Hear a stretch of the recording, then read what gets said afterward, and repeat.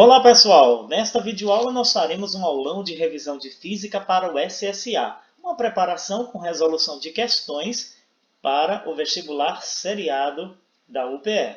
Vem comigo!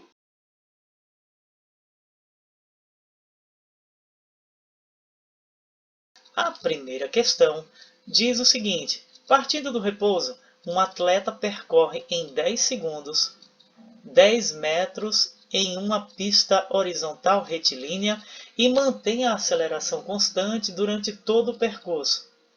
Desprezando a resistência do ar, considere as afirmações abaixo sobre esse movimento. Então, vamos lá, analisando aqui as afirmações. A afirmação número 1 diz o seguinte: o módulo de sua velocidade média é 36 km por hora. 2. O módulo de sua aceleração é 10 metros por segundo ao quadrado. E 3. O módulo de sua maior velocidade instantânea é 10 metros por segundo. Quais estão corretas? Então você tem 5 alternativas, onde você vai dizer se apenas a 1 está correta, apenas a 2, a 3, 1 e 2, ou as 3 estão corretas. Então a gente precisa entender o problema. Partindo do repouso, um atleta percorre em 10 segundos 100 metros em uma pista horizontal e mantém a aceleração constante durante todo o percurso. E aí a gente precisa agora analisar afirmação por afirmação para a gente ver qual está correta ou quais estão corretas. Ok? Então vamos lá. Se a gente for calcular a número 1, o módulo de sua velocidade é 36 km por hora. E aí a gente vai começar fazendo o seguinte. Você sabe que para calcular a velocidade eu faço ΔS sobre ΔT, que é a variação do deslocamento escalar dividida pela variação do tempo. Mas aí eu sei que a minha variação de deslocamento foi de 100 metros e a minha variação de tempo foi de 10 segundos. E aí 100 dividido por 10 é 10 metros por segundo. Espera aí. Isso não quer dizer que a afirmação 1 esteja incorreta. O que a gente precisa analisar também é o seguinte. Na afirmação 1 ele fala numa velocidade média em 36 km por hora. A gente tem uma velocidade de 10 metros por segundo, então a gente precisa converter. Para a gente fazer a conversão de metro por segundo em quilômetro por hora, basta multiplicarmos esse valor por 3,6 e aí a nossa velocidade passa a ser de 36 km por hora. Logo, a afirmação 1 está correta. Vamos, então já pode ser a letra A. Vamos ver se a letra D pode ser também, né? Então a gente já elimina a B e a C, porque a número 1 já está correta. Então vamos lá. Na afirmação 2, o módulo da aceleração é 10 metros por segundo ao quadrado. Basta agora calcularmos a aceleração. Então, para calcularmos a aceleração, A igual a ΔV sobre ΔT. O nosso ΔV a gente acabou de encontrar, que é a velocidade de 10 metros por segundo, tá? Então vamos lá. Dividido pela variação de tempo, que é de 10 segundos, 10 dividido por 10, eu tenho 1 metro por segundo ao quadrado. Então, a afirmação 2 está incorreta. Ok? Então, a afirmação 2 diz que o módulo da aceleração é de 10 metros por segundo e a gente encontrou uma aceleração de 1 metro por segundo ao quadrado. Afirmação 2, lá da questão, errada. Então, não pode ser a letra B e também não pode ser a letra D e nem pode ser a letra E. Porque as três afirmações falam que a 2 está incluída aí, dizendo que a 2 está correta. Então, a gente já elimina a B, não é apenas a 2, porque a 1 também é. Porque a 1 é correta, a 2 não é.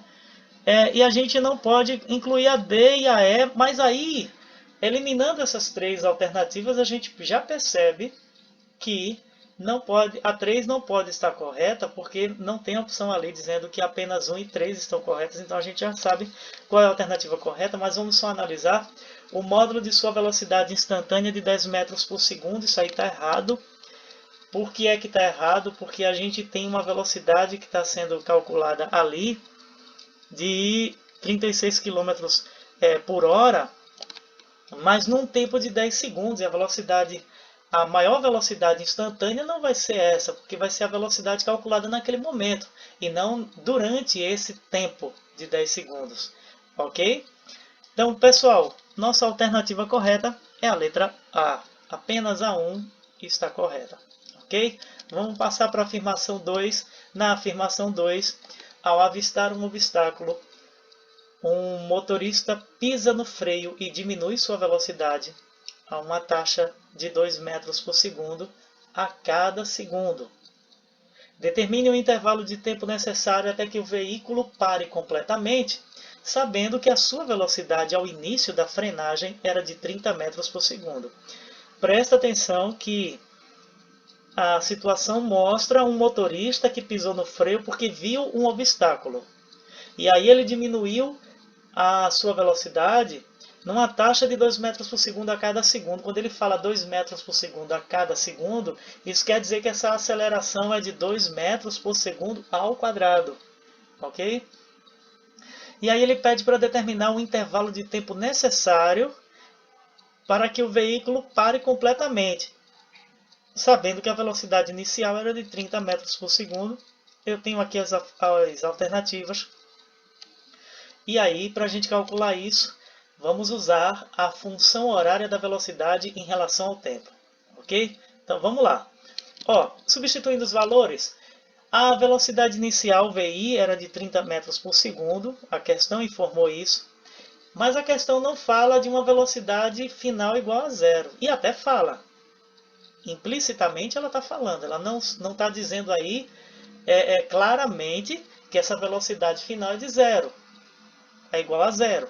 Mas a gente já entende que essa velocidade é igual a zero porque o motorista pisou no freio, e se ele pisar no freio o carro vai parar, e aí a velocidade é igual a zero, a velocidade final.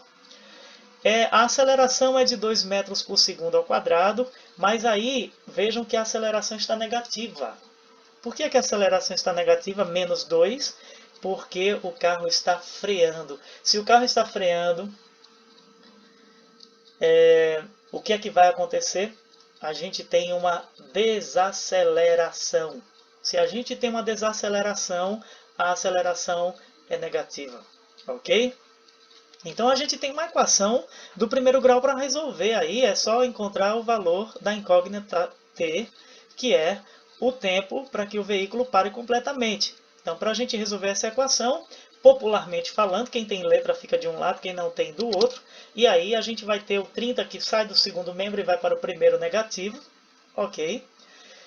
Aí eu já sei que se eu multiplicar por menos 1, ou se eu fizer o jogo de sinal, menos com menos, que vai dar mais. Por que eu posso fazer isso? Porque o 2 vai sair ali da multiplicação do t e vai passar para o primeiro membro como divisor do 30.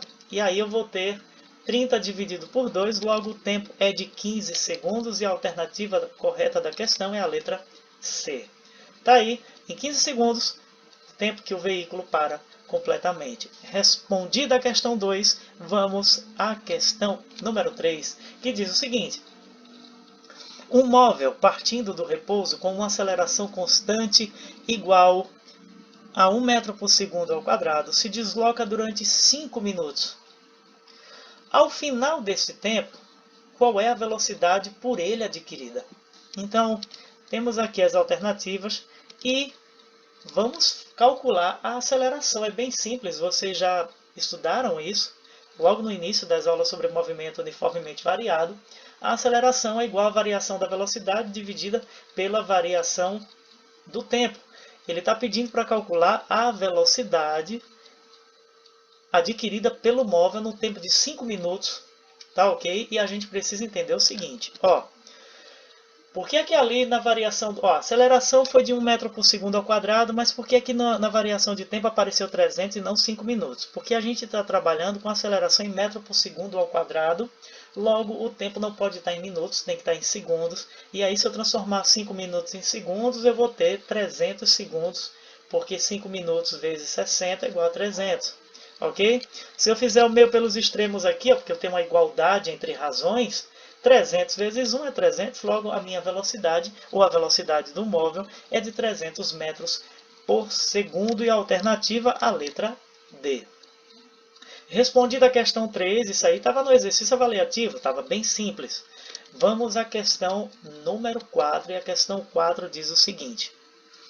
O desempenho típico de um corredor padrão em uma prova de 100 metros rasos é representado pelo gráfico a seguir. Em que intervalo de tempo o corredor apresenta aceleração máxima? Presta atenção que está aí o gráfico e estão aqui as alternativas.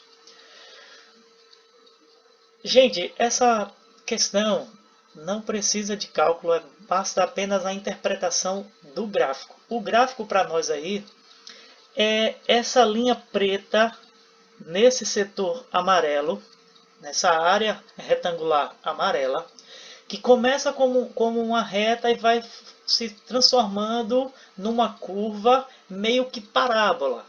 Aí. Então, ele está falando do desempenho típico de um corredor, de uma prova de 100 metros rasos, e aí é pedido o intervalo de tempo em que o corredor apresentou a aceleração máxima. Pessoal, para que a gente possa determinar isso aí, não precisa de cálculo algum. A aceleração máxima, basta você observar no gráfico que essa parte aqui, ó, que começa no zero e ela vai subindo, é a parte onde ele atinge a aceleração máxima. Porque a inclinação máxima é aqui, ó. A partir daqui do 1 segundo, porque aqui eu tenho 0, 1, 2 segundos, tá? O eixo X está representando os segundos e o Y está representando a velocidade. A partir daqui, o corredor começa, o gráfico começa a inclinar. Aqui ele começa a ficar constante e depois ele inclina, como se estivesse desacelerando, aliás, desacelerando. Então, a aceleração máxima é a parte onde a curva ou onde o gráfico está se inclinando mais, e ele se inclina mais aqui, ó. Tá? Depois é que ele começa a se inclinar para mudar de posição, para se tornar constante. Então, a aceleração máxima dele é atingida até aqui no 1 segundo. Ok? Então isso quer dizer que a nossa resposta é a letra A. A aceleração máxima acontece entre 0 e 1 segundo. Está aí a resposta correta da questão número 4. Para a gente fechar essa primeira parte da correção, a gente vai fazer a questão 5 e no próximo vídeo a gente faz de 5 a 10. Aliás, de 6 a 10. Vamos lá. Na questão 5, a gente tem o seguinte, ó. O gráfico da velocidade em função do tempo de um ciclista que se move ao longo de uma pista retilínea é mostrado a seguir. Considerando que ele mantém a mesma aceleração entre os instantes t igual a 0 e t igual a 7 segundos, é possível afirmar que a aceleração escalar do ciclista é, em metros por segundo, igual a quanto? Ó, eu tenho o gráfico, eu tenho aqui os valores nas alternativas da aceleração, ok, mas a gente vai observar o gráfico. E o gráfico vai nos determinar essa resposta, ok? Então vejam, o gráfico é essa linha reta aí, essa linha inclinada preta, ok? No eixo Y do plano cartesiano, nós temos aí os valores 0, 4, 8 e 12 metros por segundo, é a velocidade, e no eixo X do plano cartesiano, o tempo em segundos, 0, 1, 2, 3 e 4 segundos. O gráfico inicia no ponto 4, ou seja, a velocidade inicial desse ciclista é de 4 metros por segundo. Ok? Então, quando ele tiver atingido o tempo de 4 segundos, a velocidade dele mudou para 12 metros por segundo. Então, entendendo essa informação apresentada pelo gráfico, a gente consegue calcular a aceleração, ΔV sobre ΔT. E aí a variação de velocidade aí pelo gráfico, ó, se eu pegar só a parte que parte do 4 e vai até o 12 ali, ó, a velocidade final é 12 menos a velocidade inicial, que é 4 metros por segundo. E o tempo de 4 segundos, porque o gráfico parou lá em 4 segundos, menos 0, que foi o início do tempo, o início da contagem de tempo, e também até coincidindo no eixo Y ali, ó, de onde partiu a reta no 4 metros por segundo. Então, 12 menos 4 é 8, 4 menos 0 é 0, 8 dividido por 4, eu tenho 2 metros por segundo ao quadrado. Resposta da questão, gabarito letra B. A questão número 6 é uma continuação da questão 5, que diz o seguinte: ainda na situação apresentada na questão anterior, podemos afirmar que a função horária da velocidade em relação ao tempo Então, presta atenção numa coisa. Na questão anterior, que foi a questão 5, é bom lembrar, a situação apresentada foi essa mesma, com este gráfico, e aí foi pedido para calcular a aceleração do móvel em questão.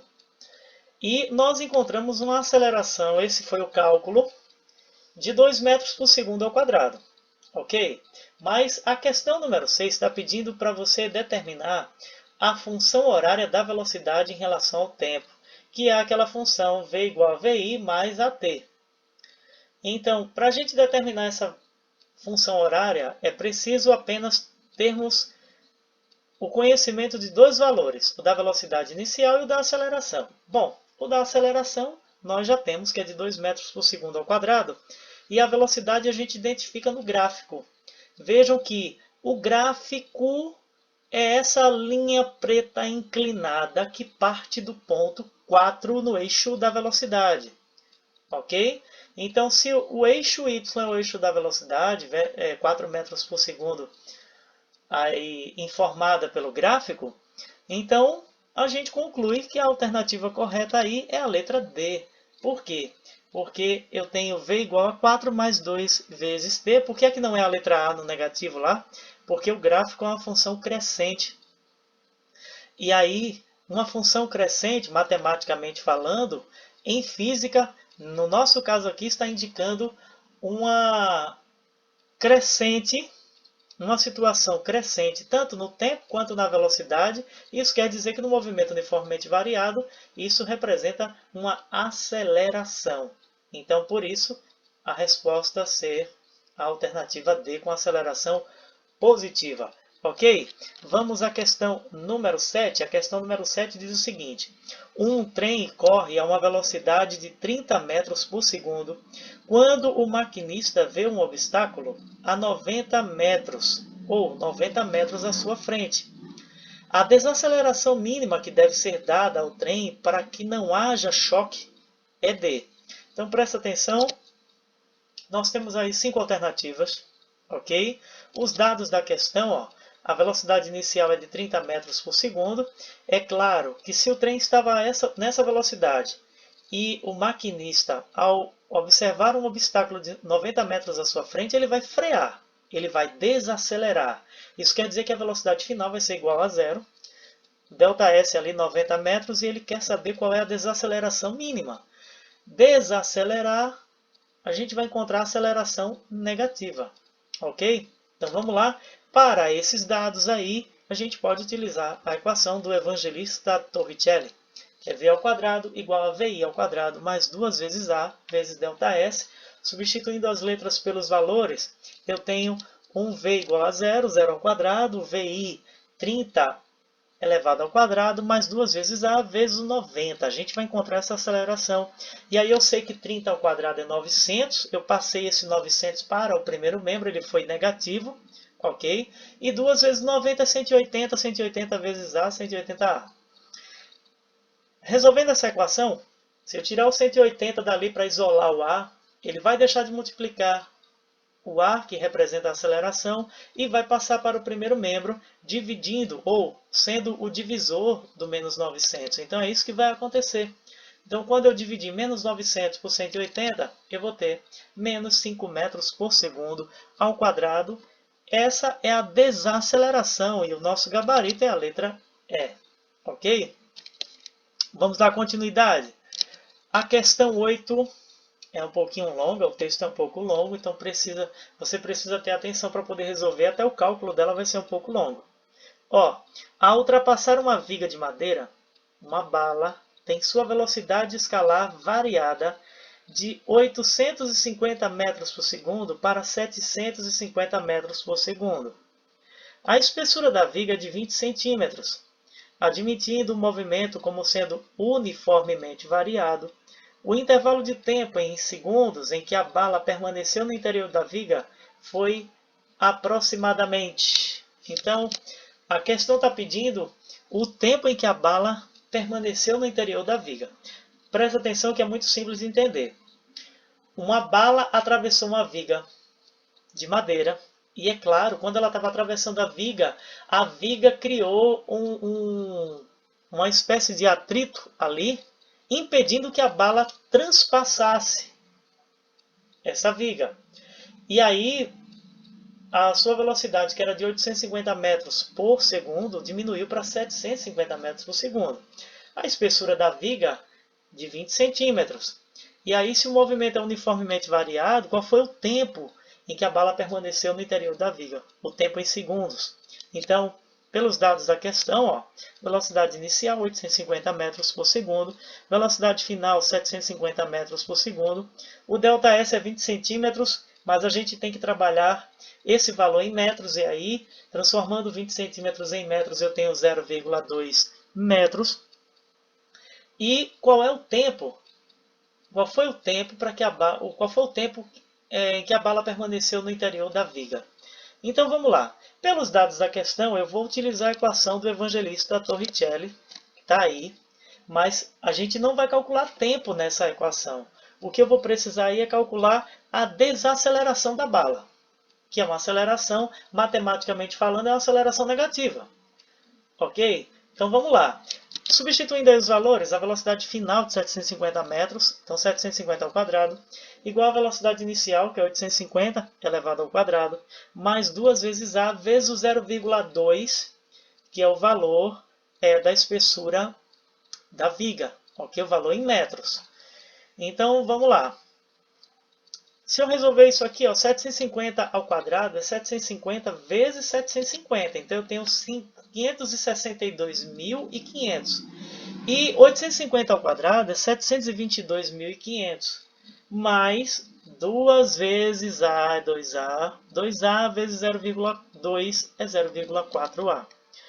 Bom, respondendo essa equação do primeiro grau, o 722.500 eu vou passar para o primeiro membro, ele vai negativo, e aí eu vou ter 562.500 menos 722.500, igual a 0,4A. Se eu fizer essa subtração, eu tenho menos 160.000.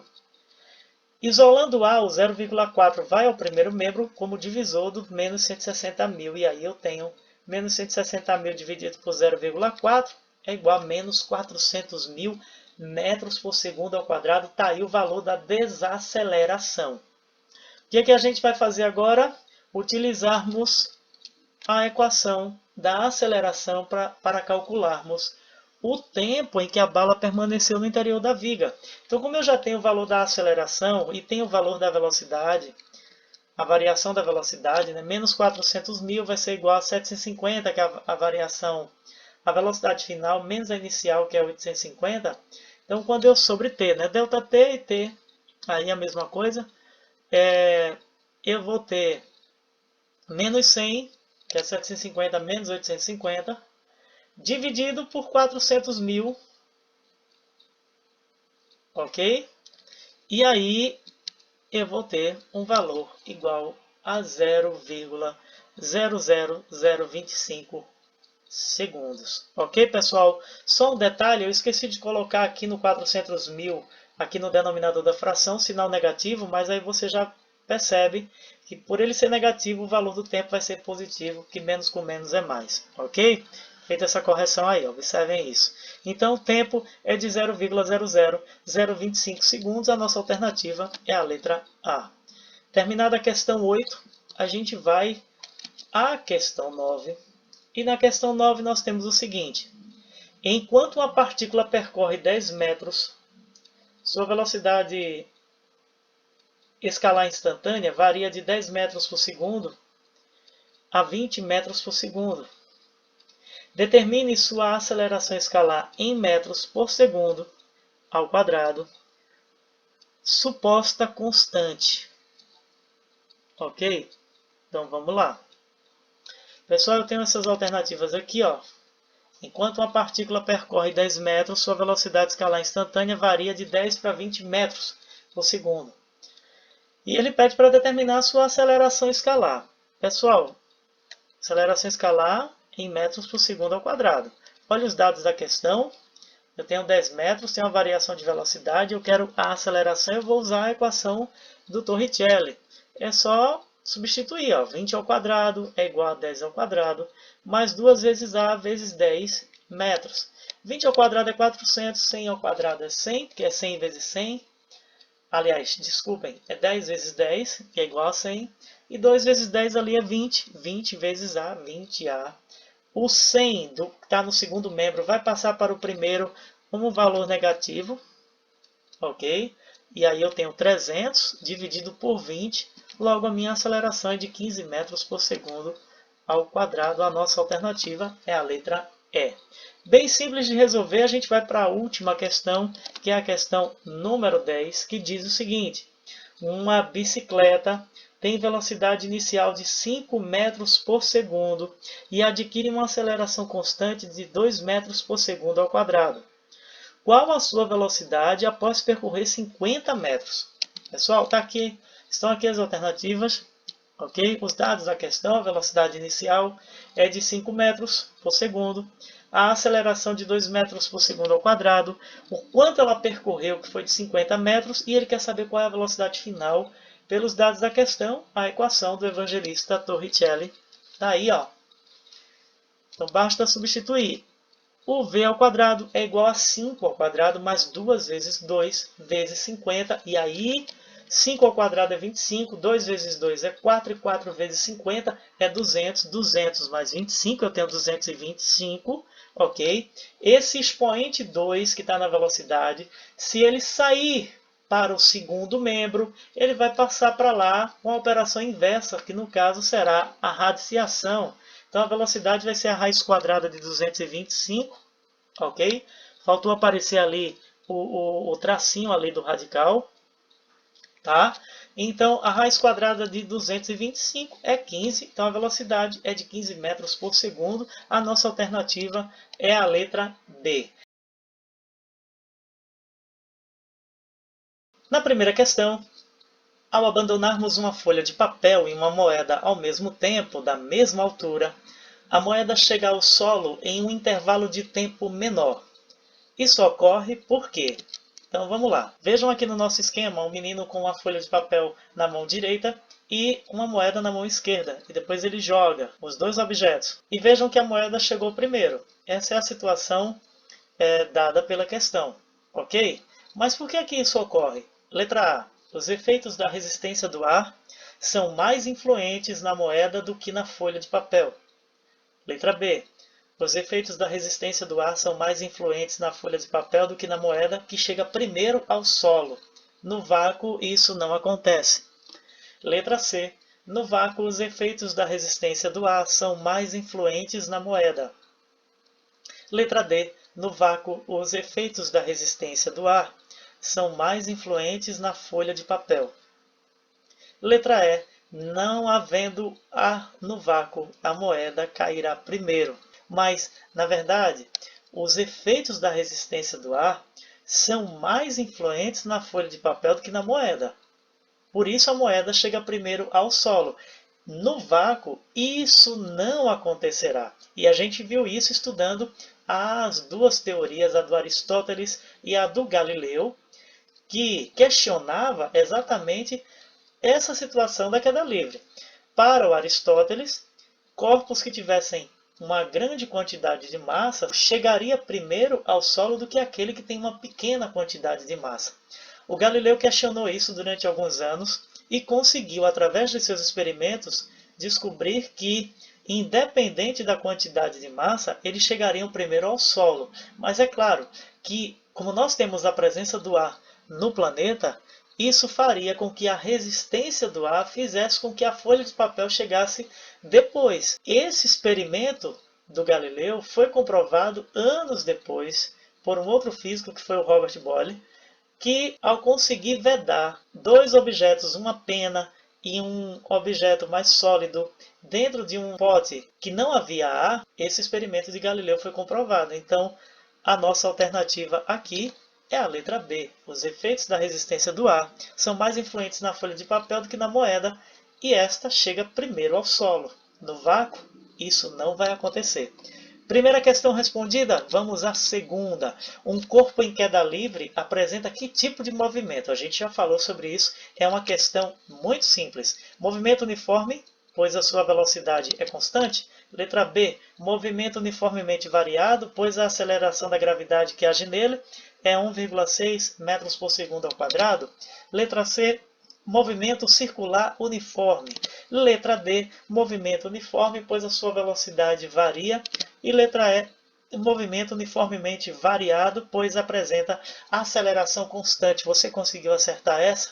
Em queda livre, um corpo apresenta que tipo de movimento? Movimento uniformemente variado, pois apresenta aceleração constante, gabarito. Letra E. Questão 2 respondida. Vamos à questão 3, que diz o seguinte. Uma esfera de aço cai a partir do repouso em queda livre de uma altura de 80 metros acima do solo. Despreze a resistência do ar e adote a aceleração da gravidade 10 metros por segundo ao quadrado.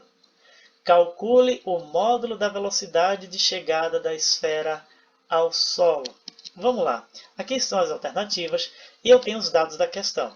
Vamos entender a situação. Eu tenho uma esfera de aço que está caindo a partir do repouso. Se está a partir do repouso, a velocidade inicial é igual a zero. Está caindo a partir do repouso em queda livre, a altura é de 80 metros. Então está ali o H, 80 metros, acima do solo. A aceleração da gravidade é de 10 metros por segundo ao quadrado. E a questão pede para calcularmos o módulo da velocidade de chegada da esfera ao solo. Ou seja, ela quer saber o módulo da velocidade final. Tá ok? Então, com os dados que nós temos na questão, a gente pode utilizar a equação do evangelista Torricelli, só que na situação para queda livre. Tá? A gente já viu que a equação para queda livre muda. A aceleração não é escalar, mas é a da gravidade. E a variação de deslocamento não é o ΔS, mas sim o ΔH, porque está se referindo à variação de altura. Ok? Então, vamos lá. Eu quero calcular a velocidade final, então v ao quadrado vai ser igual à velocidade inicial ao quadrado, que é zero ao quadrado, mais 2 vezes 10, que é a aceleração da gravidade, vezes 80, que é a altura do corpo. Ok? Então, o que é que a gente vai fazer? O zero ao quadrado é zero, 2 vezes 10 é 20, e 20 vezes 80, 1.600. O que é que a gente pode fazer agora? Esse 2 que está como expoente aí da velocidade final, ele vai mudar para o segundo membro. Se ele muda para o segundo membro, ele vai como raiz quadrada. Então agora eu tenho a velocidade igual a raiz quadrada de 1.600, e a raiz quadrada de 1.600 é 40 metros por segundo. O nosso gabarito é a letra C. Ok? Vamos lá? Respondida a questão 3, eu espero que você tenha acertado. Se não acertou, volta para o início da questão, assiste toda a resolução novamente, anota no caderno. Quanto mais vocês fizerem isso, melhor para o aprendizado de vocês. E não esqueça de entrar em contato com o professor, ok? Vamos lá. Questão número 4, texto um pouco grande, mas dá para entender. Um barco navega com velocidade de 10 metros por segundo em linha reta na direção de uma ponte. Sobre a ponte, a 20 metros de altura da água, encontram-se alguns amigos que desejam entregar um pequeno pacote com lembranças para o navegador. No momento em que o pacote é solto e inicia sua queda livre, qual deve ser a distância do barco até esse ponto sob a ponte para que o pacote caia na proa? Considere a aceleração da gravidade no local, aproximadamente 10 metros por segundo ao quadrado, e eu tenho aqui as alternativas. A questão está pedindo para que você determine a distância do barco até o ponto sob a ponte. Sob quer dizer embaixo da ponte, ok? Tem um sobre lá no início da questão, dizendo que alguns amigos estão sobre a ponte, ou seja, eles estão em cima da ponte, a 20 metros de altura da água. Mas a questão está pedindo para você determinar a distância do barco até esse ponto embaixo da ponte, sob a ponte. Ok? Para que o pacote caia na proa.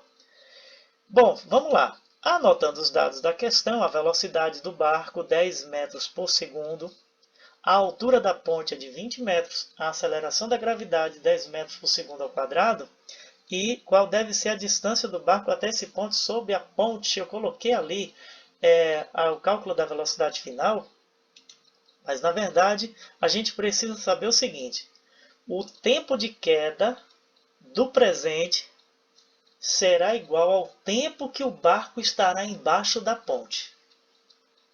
Ok? Essa é a primeira informação que a questão nos dá. Porque o barco está em linha reta e vai ter que chegar ali para que o presente, quando cair, caia exatamente na proa do barco. Então, o tempo de queda do presente será igual ao tempo que o barco estará embaixo da ponte. E aí, como eu estou falando de tempo, e eu estou trabalhando com altura, eu estou trabalhando com velocidade de 1, a aceleração da gravidade, a equação que eu vou utilizar é da posição em relação ao tempo, que em queda livre é dada pela altura. Ok? Altura, velocidade inicial, aceleração da gravidade. Vamos lá. Pessoal, a altura da ponte é de 20 metros. Ok? A altura inicial é 0. A velocidade inicial também 0.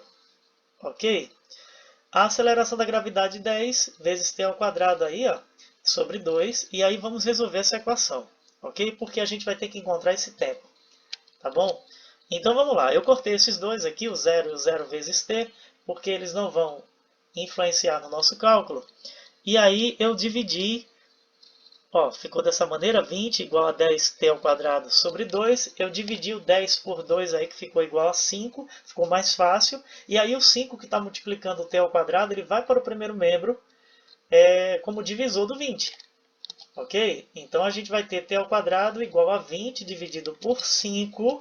E aí, nós temos 20 dividido por 5 é 4. Esse 2 que está como expoente do t vai para o segundo membro como raiz quadrada. Então, nós teremos t igual a raiz quadrada de 4 e nós temos t igual a 2 segundos. Bom, o tempo de queda do presente é de 2 segundos e é o tempo que o barco também vai estar embaixo da ponte. É de 2 segundos. Mas isso não é a resposta da questão. Ok? Porque ele está perguntando qual vai ser a distância do barco até esse ponto sob a ponte, para que o pacote caia na proa. E aí a gente vai calcular utilizando a equação da velocidade. Aí você diz, por que a gente vai voltar para a equação da velocidade? Porque o barco está em linha reta com uma velocidade de 10 metros por segundo. Então, aparentemente, se ele está com essa velocidade de 10 metros por segundo, a questão implicitamente já diz que ele está em movimento uniforme. Ok? E ele está em linha reta, movimento retilíneo uniforme. Então a gente vai calcular essa distância, que na verdade será o ΔS.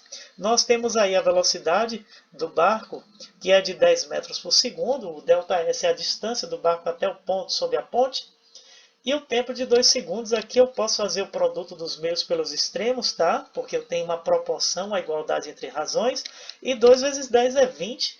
A nossa distância aí, a nossa posição, né? O S vai ser igual a 20 metros. Tá aí respondida a questão. O nosso gabarito é a letra A. Se ficou em dúvida, volta para o início da questão para poder resolver. Só corrigindo aquele Vzinho que ficou ali com a interrogação nos dados da questão ali.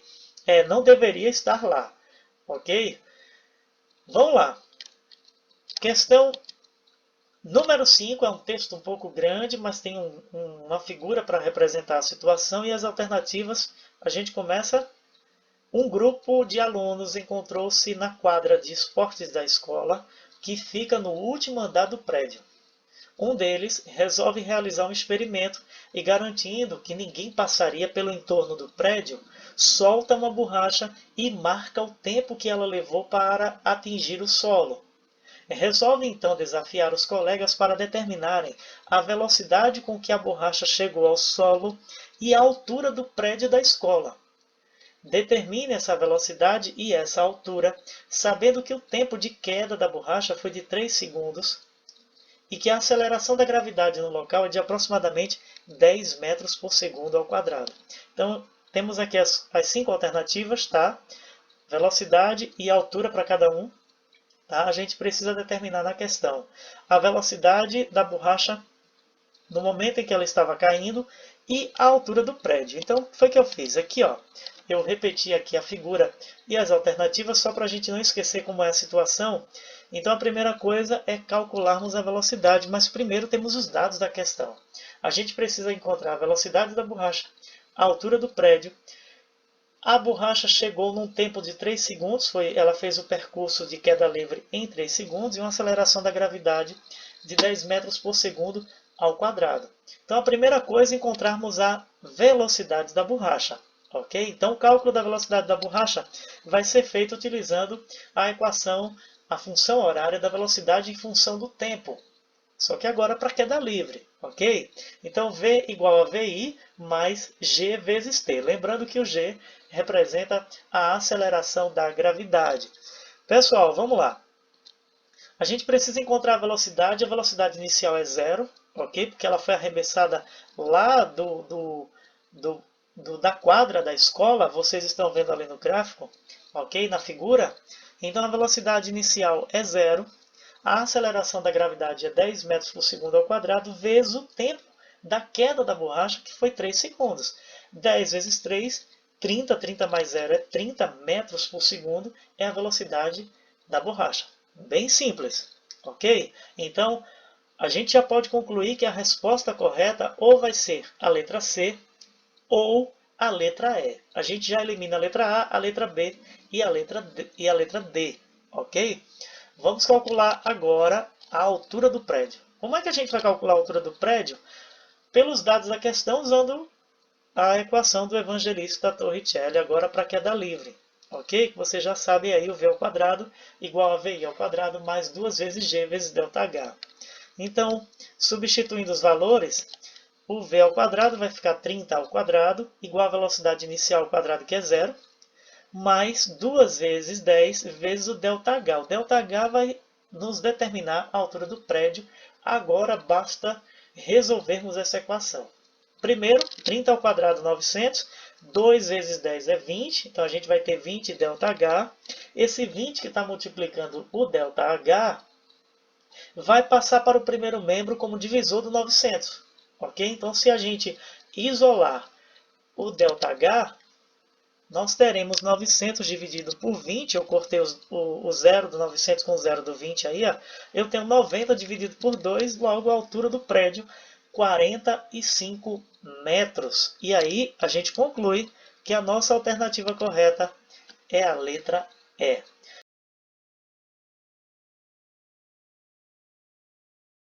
Um bloco puxado por meio de uma corda inextensível de massa desprezível desliza sobre uma superfície horizontal com atrito, descrevendo um movimento retilíneo e uniforme. A corda faz um ângulo de 53 graus com a horizontal e a tração que ela transmite ao bloco é de 80 newtons. Se o bloco sofrer um deslocamento de 20 metros ao longo da superfície, o trabalho realizado pela tração no bloco será D. Nós temos 5 alternativas e dados os senos de 53 graus, que é 0,8, e o cosseno de 53 graus, que é 0,6. Nós iremos calcular o trabalho realizado pela tração no bloco, vai ser a equação do trabalho, tal igual a força vezes o deslocamento vezes o cosseno de alfa. O cosseno de alfa será o cosseno de 53 graus. Inserindo os valores na equação, a força é de 80 newtons, o deslocamento é de 20 metros e o cosseno de 53 graus, que é 0,6. 80 vezes 20 vezes 0,6 é igual a 960 joules. A nossa alternativa é a letra C. Questão número 2. Para transportar terra adubada retirada da compostagem, um agricultor enche um carrinho de mão e o leva até o local de plantio, aplicando uma força horizontal constante e de intensidade igual a 200 newtons. Se durante esse transporte a força resultante aplicada foi capaz de realizar um trabalho de 1.800 joules, então a distância entre o monte de compostagem e o local de plantio foi, em metros, 6, 9, 12, 16 ou 18. Vamos lá, utilizando a equação do trabalho de uma força constante. tal igual a força vezes o deslocamento vezes o cosseno do ângulo alfa. Pessoal, nesse caso aqui, a gente já tem o valor do trabalho, a gente precisa calcular a distância entre o monte de compostagem e o local de plantio. Então vamos lá. Se a gente inserir os valores na equação, o trabalho é de 1.800 joules, a força de 200 newtons, o deslocamento é o que queremos encontrar, o cosseno é o de 0 grau, porque o movimento está na direção e no mesmo sentido da força F, então o cosseno de 0 grau é igual a 1. Então, se eu multiplicar 200 vezes 1 vai dar 200. Se eu isolar o D, eu terei um deslocamento de 1.800 dividido por 200.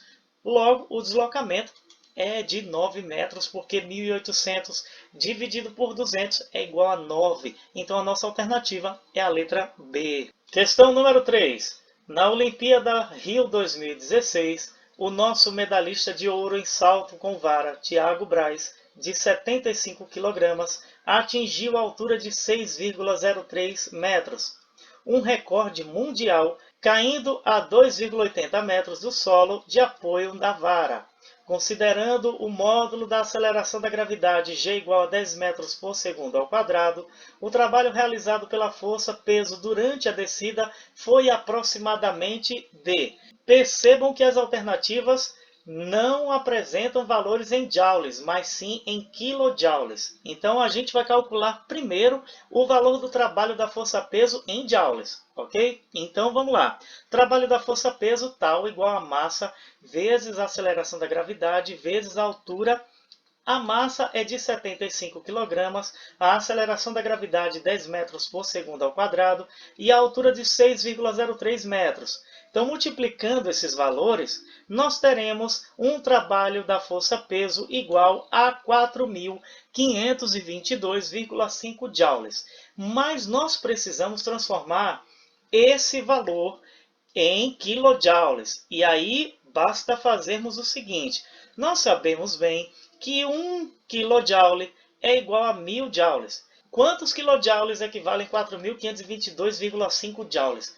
Se fizermos aí o produto dos meios pelos extremos, se isolarmos o x, nós teremos 4.522,5 dividido por 1.000, e essa divisão resulta num trabalho de 4,52 kilojoules. A nossa alternativa é a letra C.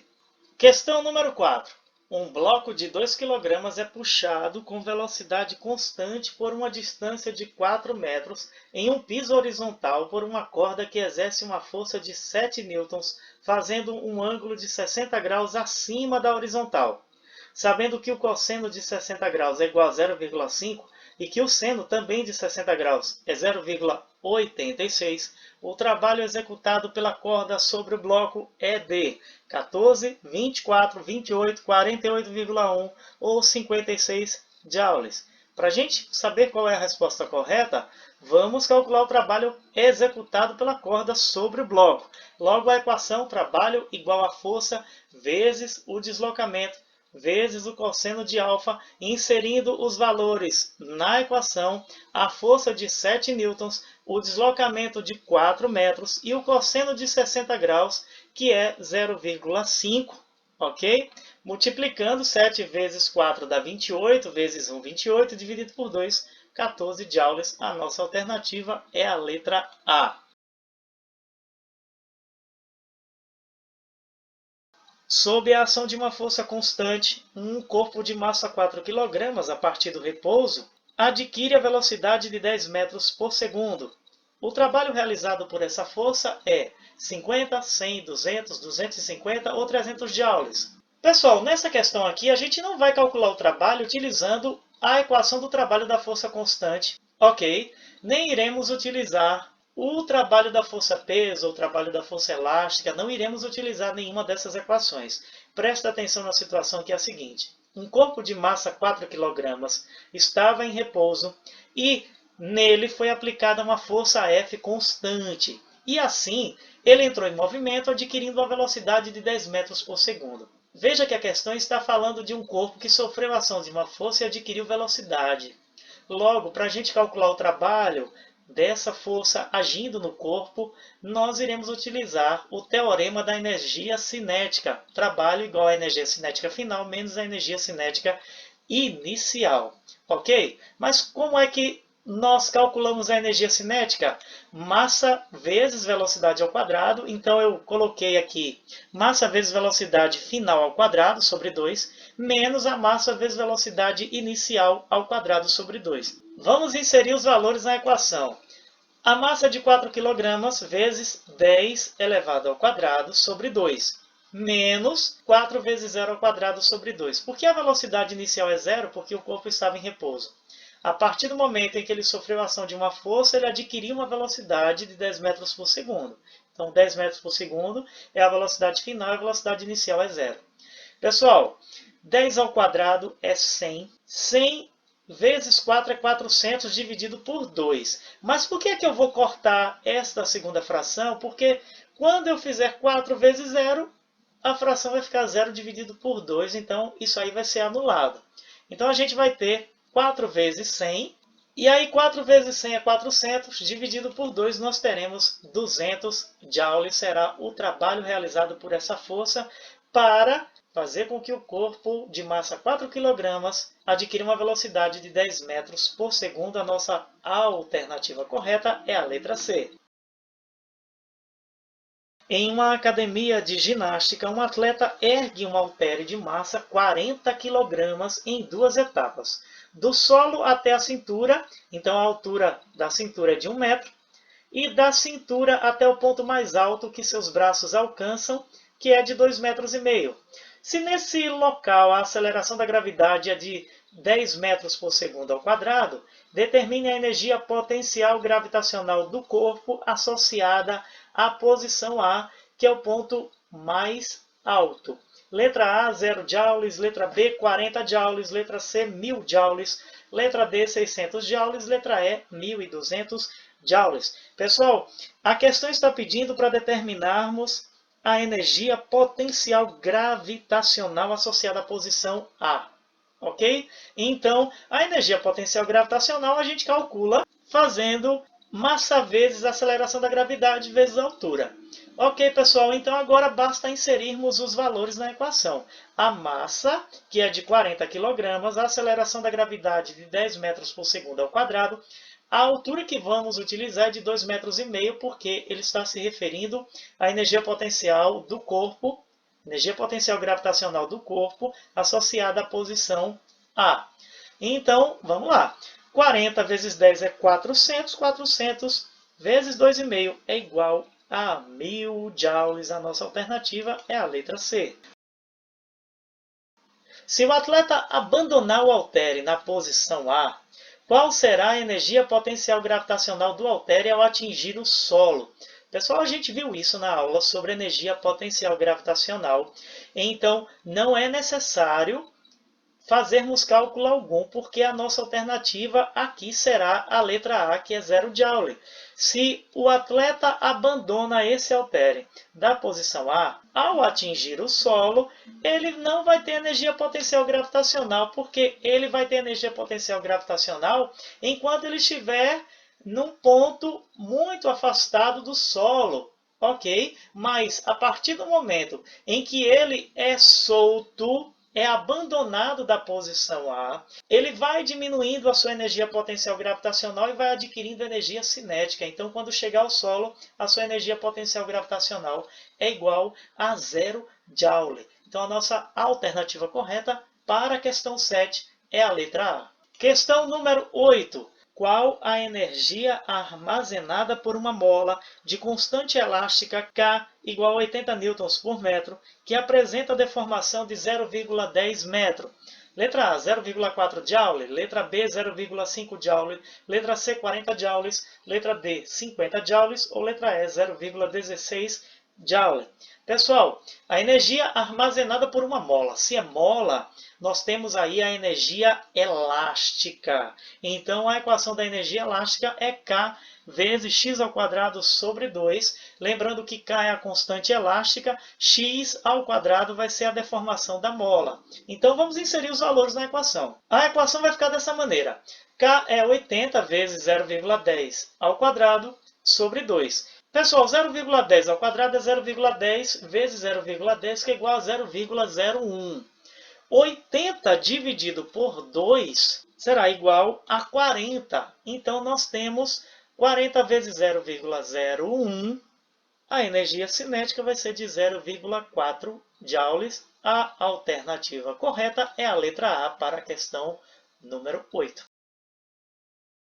Um motor de um guindaste eleva um bloco de 120 kg do solo até uma altura de 20 metros com movimento retilíneo e uniforme.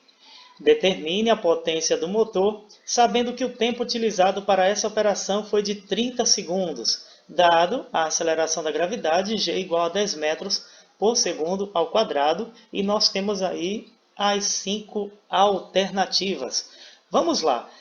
O que é que a gente tem que fazer aqui? Calcular a potência do motor. E aí a gente viu nas aulas sobre potência e rendimento que a equação da potência é igual ao trabalho dividido pela variação de tempo. No nosso caso aqui, apresentado na questão número 1, nós temos o trabalho da força-peso agindo no bloco. O motor de um guindaste eleva um bloco de 120 kg do solo até uma altura de 20 metros.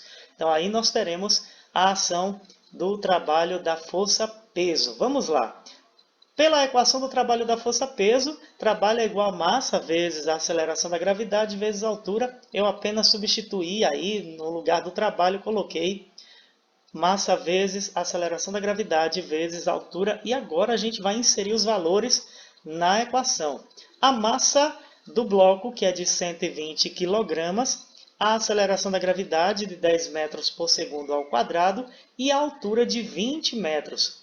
A variação de tempo, que é de 30 segundos, aí foi dada na questão. Determine a potência do motor, sabendo que o tempo utilizado para essa operação foi de 30 segundos. Então, o que é que a gente vai fazer?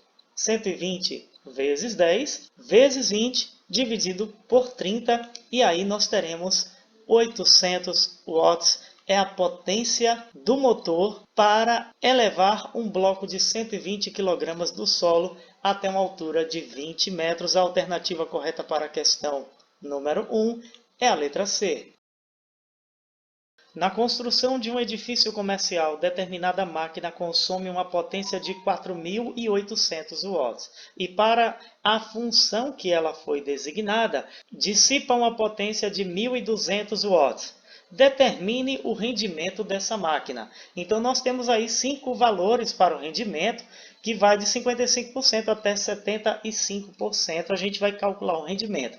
E a gente viu há pouco na questão anterior que o rendimento é a potência útil dividido pela potência total, mas a questão nos deu a potência dissipada, que é de 1.200 watts, e a potência de 4.800 watts, essa é a potência total. Então, a gente precisa da potência útil, porque a equação do rendimento tem a potência útil e a total. Como é que a gente faz para descobrir a potência útil? Nesse caso aqui, a gente tem que ter em mente, a gente viu isso na aula sobre potência e rendimento, que a potência total é igual ao somatório da potência útil e a potência dissipada. A potência total é a potência útil, que é aquela empregada na realização da tarefa, e a potência dissipada é aquela que é perdida na hora da realização da tarefa e ela é transformada em calor ou em efeito sonoro. Ok, pessoal? Então, a potência total é de 4.800 watts. A gente quer calcular a potência útil, então a dissipada é de 1.200 ali no somatório. Se eu passar o 1.200 para o primeiro membro, ele vai negativo, porque aqui ele está somando a potência útil. Ok? Então, vamos ter potência útil igual a 4.800 menos 1.200, a potência útil é de 3.600 watts. Encontrado o valor da potência útil, agora a gente vai calcular o rendimento dessa máquina. Então, vamos lá. O rendimento é igual à potência útil dividido pela potência total. Vamos inserir os valores na equação. A potência útil é de 3.600 e a potência total é de 4.800. Fazendo essa divisão aí, nós teremos 0,75 e a gente precisa transformar em porcentagem. Multiplicando por 100, a vírgula que está entre o 7 e o 0 vai deslocar para a direita duas casas decimais e aí nós teremos 75%. A alternativa correta para a questão 5 é a letra E. Finalizamos aqui o nosso aulão de revisão de física para o SSA. Espero que tenham gostado. Até a próxima!